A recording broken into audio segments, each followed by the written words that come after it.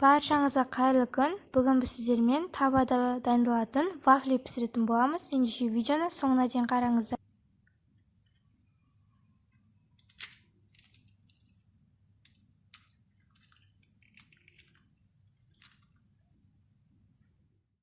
Видеоны қарамастан бұрын менің инста парақшама тіркеліп кетуді ұмытпаңыздар. Ең алдымен таза ыдысымызға жұмыртқамызды жарып аламыз. Жұмыртқамыздың температурасы маңызды емес, тоңазытқыштан шыққан салқын жұмыртқаларды да пайдалана берсеңіз болады. Бұл вафлилердің ерекшелігі оның вафельница қажет етпеуінде, яғни біз бұл вафлилерді табада пісіретін боламыз. Жұмыртқаларымызды жарып болғаннан соң оның үстіне қантымызды және шым-шым тұзымызды және мен ванилин қостым. Ванилинді қоспай қойсаңыздар да болады.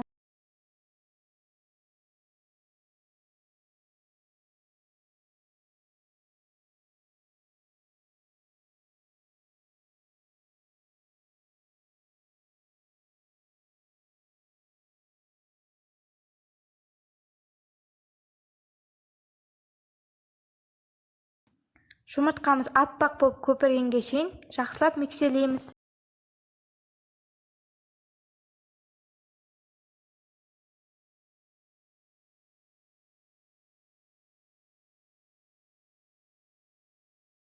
Міне осылай аппақ болып көпіргенге шейін миксерлейміз және оның үстіне ерітілген бөлме температурасындағы сары майымызды және сүтімізді құямыз.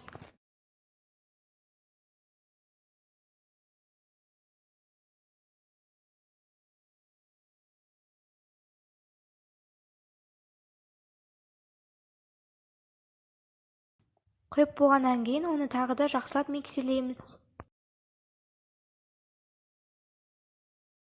Миксерлеп болғаннан соң оның үстіне електен өткізілген ұнымызды саламыз.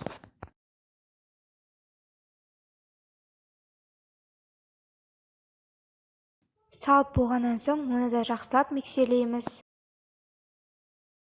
Мен ұнды екі бөлікке бөліп салдым. Оның барлығын бірден салсаңыз да болады.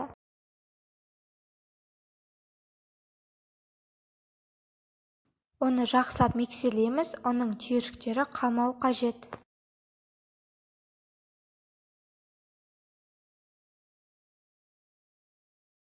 Массамыздың қоюлығы осындай болуы қажет. Табамызды жақсылап қыздырып аламыз, орташа отта. Осылай 1,5 қасық салып, оны жұп-жұқа қылып жайып шығамыз. Қасықпен немесе арнайы лопатыкімен жұқалап жайып шықсаңыз болады.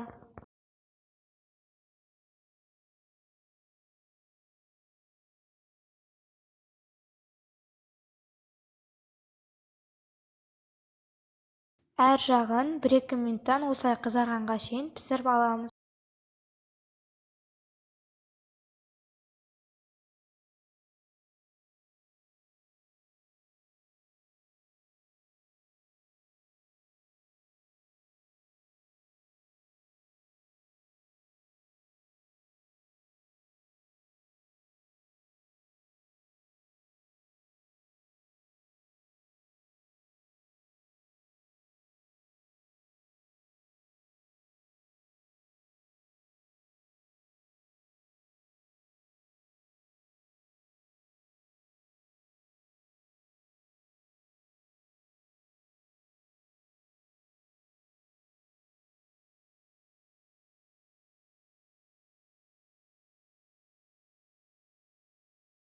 Вафлилеріміз піскен бойда оны тарелкаға салып бірден орап тастаймыз, өйткені ол кейін қатып кетеді және орау оны қиынға соғады.